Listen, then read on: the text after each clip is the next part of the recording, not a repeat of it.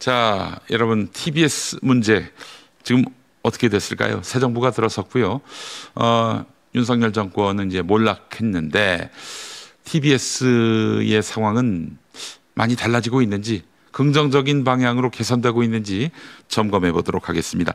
지난 6월에 공장 폐쇄라는 책을 출간했습니다. TBS 사태를 다룬 책인데 그 책의 저자이면서 지금 전국 언론노조 TBS 지부장인 송지연 작가와 함께하겠습니다. 송지연 지부장님 나와 계시죠? 네, 안녕하십니까. 반갑습니다. 아이고, 전에 한번 스튜디오에서 모셨는데 네. 그 뒤에 TBS 사정은 어떻게 돼가고 있습니까?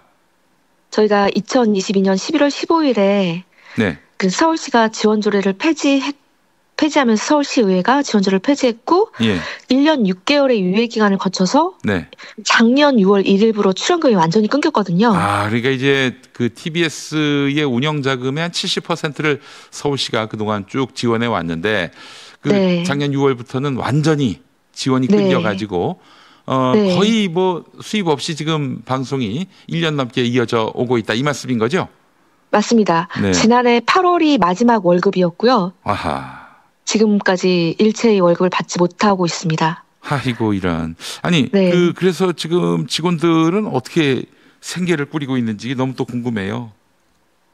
네, 처음에는 뭐 이렇게 모아놓은 돈으로 버티고 그랬었는데 이제는 이제 한계에 부딪히다 보니까 배송 알바나 아니면 대리운전, 그다음에 뭐 카페나 편의점 알바를 하면서 틈틈이 제작에 나서면서 그렇게 버티고 있습니다. 아이고야, 그 방송사 직원들이 이런 일대로 하면서 또 알바를 뛰면서 생계를 이어가고 있다. 이건 사회적인 문제인데 이렇게 일을 만들어 놓은 오세훈이는 잘났다고 지금 여기저기 고개를 쳐들고 다니고 있어요, 진짜. 맞습니다. 어처구니 없는 일이 지금 계속 벌어지고 있는 상황인데 그러면 그 중도에 퇴직하신 분들도 있을 텐데 그분들 퇴직금은? 퇴직금은 그래도 지금 다 좀 맨 처음에는 퇴직금을 줄 수 없는 상황이 있어서 서울시에서 그런 돈들을 조금씩 받은 다음에 몇 개월에 걸쳐서 간신히 준 경우가 있었고요. 지금 저희가 한 380명 정도 직원이 처음에는 있었는데 현재는 절반 이상으로 줄어서 현재까지 173명이 남았습니다. 자, 그 사이에 윤석열이는 이제 탄핵 파면됐고요. 새 정부가 들어섰고요. TBS에는 어떤 활로가 보이고 있는 상황이지요. 네. 일단 정권이 바뀌고 나서 달라진 건 좀 공기의 결부터 달라졌다 이렇게 말씀드리고 싶은데요. 공기의 결부터 달라졌다. 네. 과거에는 저희는 지방선거가 끝나야지 그래도 우리가 살 수 있지 않을까? 2026년 6월에 있을 지방선거 이후. 그렇죠. 왜냐면은 이제 시의회가 바뀌어야 되고 또 오세훈 서울시장이 바뀌어야지 국민의힘이 조례를 폐지했지 않습니까? 서울시의회 7대 3 구조였는데 이 구조가 바뀌어야 된다. 그렇게 생각을 하고 있었는데요. 그것도 만약에 오세훈이가 또 저기 시장이 되면은 그것도 굉장히 어려워지는 상황 아니에요? 그것도 그럼요. 절대 그런 일이 돼서는 안 되는데 요즘 지지율이 좀 높게 나와서 걱정은 좀 하고 있는데 그렇지 않을 거라고 생각을 하고 있습니다. 근데 이재명 정부가 워낙 좀 강단이 있기 때문에 출범하고서 국정기획위 에서 인수위 같은 기구죠. 맞습니다. 당시에 바로 그 실무자들이 직접 TBS 현장을 방문해서 지금 어떤 상황이고 무엇이 필요한가 이런 것들을 현장에서 들었고요. 무엇보다 이제 저희가 좀 방통 기금을 받을 수 있는 가능성이 열렸는데 최근에 방송통신미디어위원회 방미통위가 새롭게 출범하지 않았습니까? 그쪽에서도 긴급 방통기금 지원을 좀 논의할 수 있는 장이 좀 열린 상황이고요. 그래요. 사실 저희 주무기관이 서울시와 방통인데요. 그 행정안전부도 얼마 전에 윤호중 장관이 국회에서 TBS 출연기간 해제가 좀 뭔가 문제가 있다. 정상화 방안을 검토하겠다. 직접 밝혔습니다. 그리고 그 행정안전부는 또 뭐 이 TBS 문제와 어떤 연관이 있는가 보면은 이게 출연기관을 이제 정하는 일을 행안부에서 하는 모양이죠? 네, 맞습니다. 이제 서울시가 그러니까 행안부의 그런 관할이라고 볼 수 있지 않습니까? 그렇죠. 행안부, 내무부 휘하에 그렇죠. 지방정부가 있는 거예요. 예. 맞습니다. 그러다 보니까 TBS 같은 경우에가 저희가 2020년에 서울시 안에 있는 사업소였다가 네. 서울시 출연 기관으로 독립 법인화를 했는데 네. 이런 절차적 문제를 관할하는 곳이 행안부입니다. 네. 행안부에서 다시 지휘 감독권을 이제 가동해서 TBS 문제의 해법을 찾기 위해 지금 애를 쓰고 있다. 이렇게 봐야 되겠네요. 네, 맞습니다. 네. 자, 그런데 말이죠. 문제는 지금 또 TBS 내부입니다. TBS 대표 대행 강양구 씨라고 조국 흑서를 썼던 분이고, 그것 때문인지는 모르겠지만 하여튼 지금 오세훈 시장 휘하에 TBS에서 대표 대행을 맡고 있는데 이 사람이 지금 오세훈과 민영화를 작당하고 있다 이런 얘기가 나와요. 맞습니까? 정확히 말씀드리면 강양구 그 경영전략본부는 대표 대행이 아닙니다. 아니에요? 대표 대리입니다. 대표 대리. 대행과 대리가 좀 다르긴 하죠. 예. 네. 대행은 이제 이사회에서 결정을 하는 거고요. 네. 이사회에서 대행을 보내주지 않아서 저희 직원 중에 한 사람이 어쨌든 최종 결제자 라인이 있어야 되지 않습니까? 네네네. 그 역할을 하는 게 대리인데 네. 마치 이제 대표처럼 행동을 하고 있긴 합니다. 대표처럼 행동하고 있다. 예? 네. 예, 그래요. 또 이사회 결정을 통해서 대표 대행이 되면 모르겠는데 그게 아니라 그냥 대리 정도인데. 네. 자, 근데 이 양반은 강양구 기자 제가 모르지 않습니다. 이분이 프레시안에 있었어요. 대표적인 진보 인터넷 신문인데 여기 있을 때는 민영화를 반대하는 기사를 많이 썼는데 지금 이 양반이 본인이 몸담고 있는 TBS를 민영화하자고 지금 주장하고 있는 거네요. 정확하게 말씀드리면 애초에 민영화라는 말이 처음 등장한 게 서울시의회 국민의힘 의원 중에 특히 이종배 의원 아십니까? 이종배 고발러 프로 고발러. 네. 그분이 이제 TBS 그냥 민영화해라라는 얘기를 되게 수시로 했습니다. 네. 근데 그 말은 이제 윤석열 정권에서 1공형 다민영제를 주장하지 않았습니까? 예. 그러다 보니까 그런 말을 좀 앵무새처럼 하달받는 형식으로 그냥 TBS도 민영화하면 되잖아라는 게 있었고 그러다 보니까 서울시도 이제 민영화를 해라라고 했고 그 전에 있던 정태익 대표 오세훈 서울시장 임명한 정태익 대표가 민영화 선언을 합니다. 그 양반이 아주 또 대표적인 친 국민의힘 성향을 갖고 있는 분이죠. 제가 잘 압니다. 네. 예.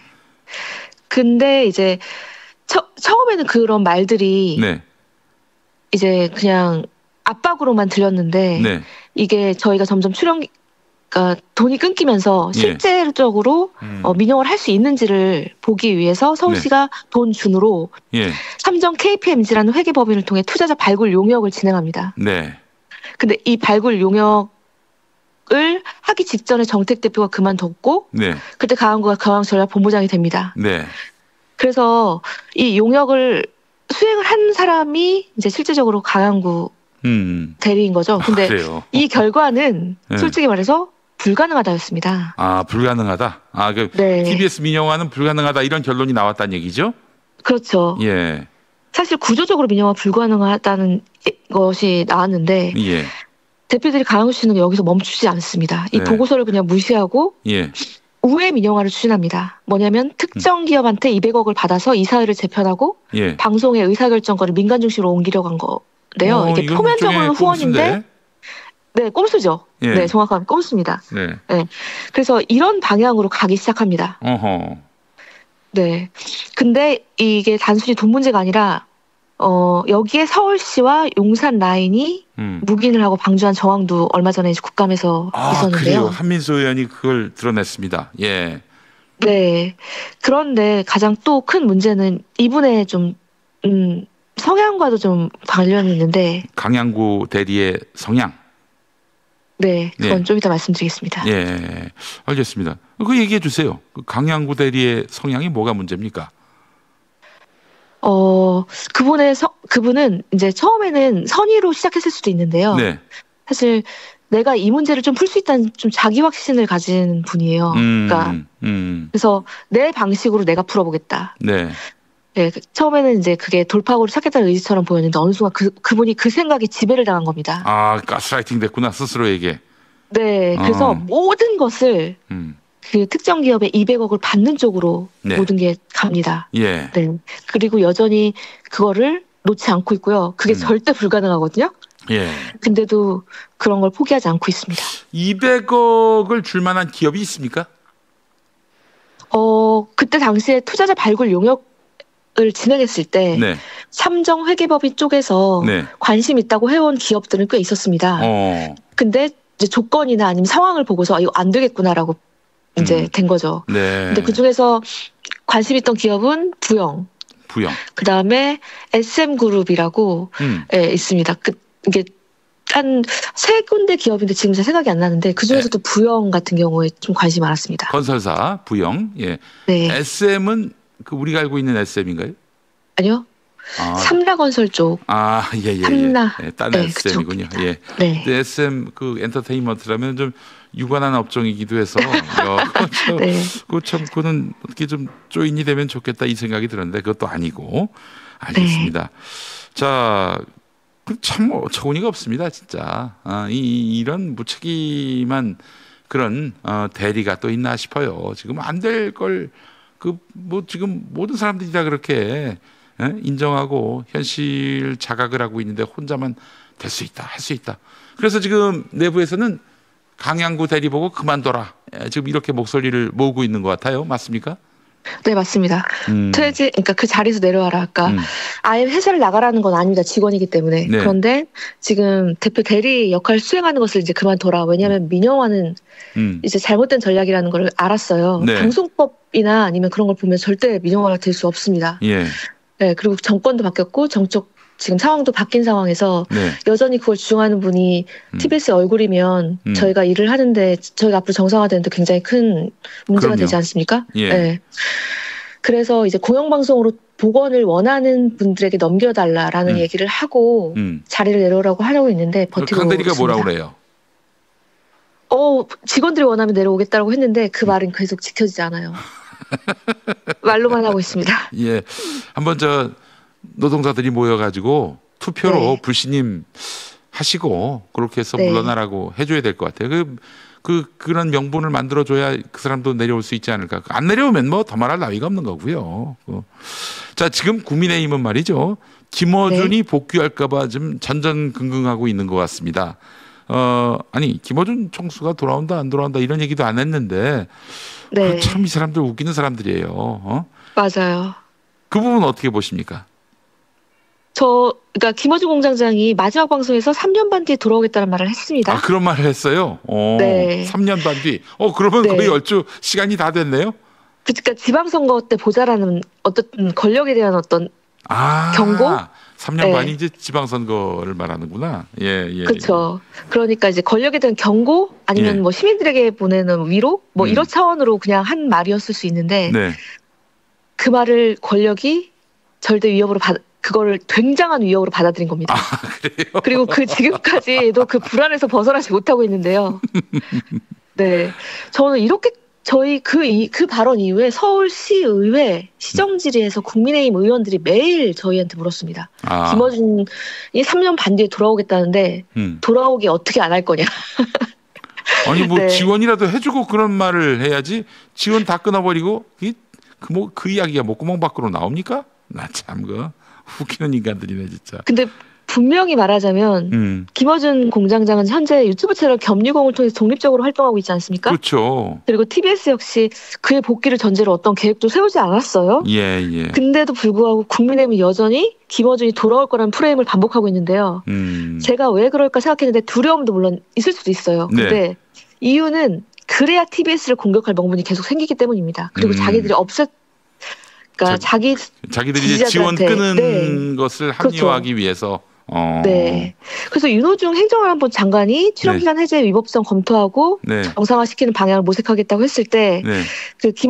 국민의힘의 이상희 의원 같은 경우는 이게 김어준을 위한 발판이다. 돌아오기 위한. 그리고 행정남용이다라는 말까지 합니다. 네. 그들의 두려움 플러스 그다음에 프레임 싸움. TBS를 가지고 사람들을 공격했을 때 그런 사람들이 돌아오게 만들 수 있다. 이 두 가지가 있는 것 같습니다. 이렇게 노동자들 기본적인 생계도 책임져 주지 않으면서 정치 장난질만 하고 있어요. 국민의힘이. 여기 사실 왕초가 오세훈 아니겠습니까? 맞습니다. 오세훈의 그 입장은 뭐예요? 오세훈의 입장은 되게 단순한데요. 나는 TBS에 어떤 것도 하지 않은 잘못도 없고 그냥 나는 그냥 역할을 구경한 사람이야. 네, 그러니까 진짜 아무것도 하지 않았거든요. 근데 그게 가장 큰 문제였습니다. 그럼요. 이분은 정말 위험한 존재라고 생각되는 게 아무것도 하지 않는 회피형 정치인의 전형입니다. 그렇죠. 네, 윤석열 정부가 건재했을 때는 눈치를 보면서 정권의 이제 그런 기류들을 거스를 생각이 없었고 그렇다고 또 앞장서서 칼을 들 생각도 없고 그냥 이게 오세훈이란 정치인의 스타일인 것 같아요. 자기 손에 피를 묻히지 않고 책임 회피하는 거. 네. 그래서 손대지 않고 TBS가 그냥 스스로 고사시키도록 하는 게 이분의 목적인 것 같습니다. 정말. 근데 이게 얼마나 잔인한 형태의 파괴냐면 차라리 노골적으로 공격하면 저희가 맞서서 싸울 명분이라도 있었을 텐데요. 네. 오세훈은 죽이려고도 살리려고도 하지 않는 그냥 질식시키는 방식이고요. 질식시키는. 네. 그리고 그 시간 동안 그냥 오로지 자기 정치에만 관심이 있는. 나는 여기에 개입하지 않았다라고 말하면서 안전거리를 유지하면서 모든 비판을 시위에 TBS 탓으로 돌리는 구조를 만드는 가장 무책임하고 가장 비겁한 리더의 모습입니다. 근데 분명한 것은 그 사람이 다시 시장이 됐던 2021년 신동아 1호로하고 인터뷰를 했어요. 1호로인지 2호로인지 제가 정확히 기억은 나지 않지만 그때 인터뷰에서 TBS는 그 예산 지원을 끊어가지고 그렇게 해서 혼내주는 방법이 있다. 이런 식으로 얘기를 했었어요. 맞아요. 그게 분명히 남아있기 때문에 지금의 TBS에 대한 고사 전략이 오세훈과 무관하다? 그거는 아무것도 모르고 하는 얘기입니다. 그리고 그때 당시에 만약에 솔직히 말해서 그 TBS를 살릴 수 있는 서울시는 집행부입니다. 네.